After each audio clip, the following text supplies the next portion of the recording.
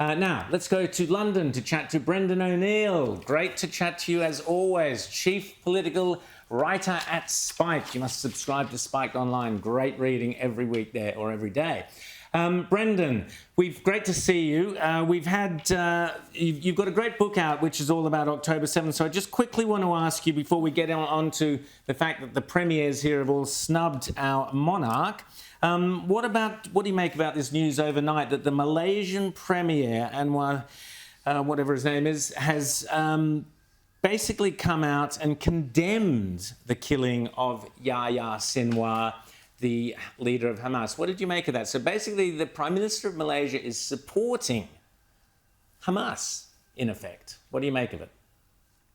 I mean, it's shocking, but not surprising. And you know what? He's not the only one. In London, we've seen people basically crying in the streets today because Sinwar was killed. And online, we're seeing leftists saying, you know, he was a great man and he fought to the bitter end, etc., etc.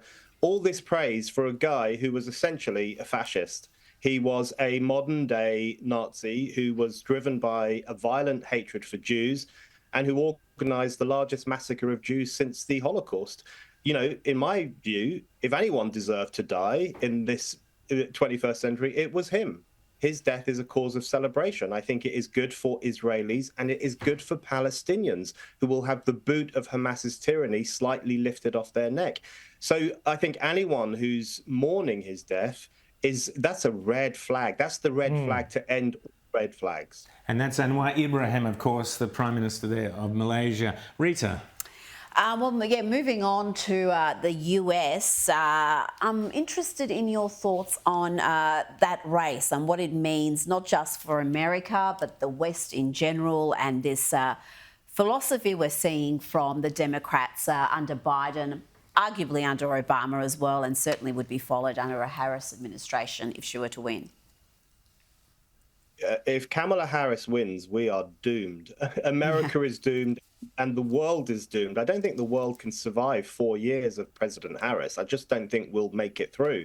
You know, she is disastrous. She is, you know, people talk about Biden being on another planet. At least he has the excuse of being old and infirm. What's her excuse? You know, apart from the fact that she seems to drink a lot.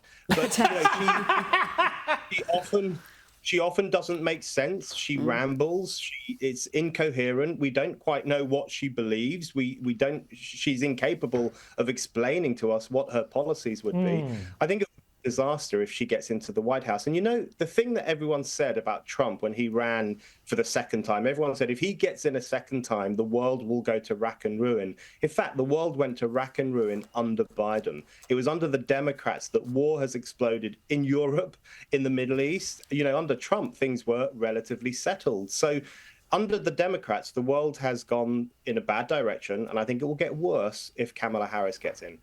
James. Well, Brendan, I mean, you said for a moment ago that that you didn't really know, nobody really knew what Kamala Harris was on about and what her policies are. But I would put to you that on three key issues, immigration and the regularization of illegals to create a new class of voter, on free speech, which she's already said she wants limits on, and on the Supreme Court, which is the big check on congressional and executive power, she would change all of those things. So I don't know, Brendan, I mean, what do you think about that? Because I feel like there's a real concrete program that's out there staring us in the face if only we care to look at it.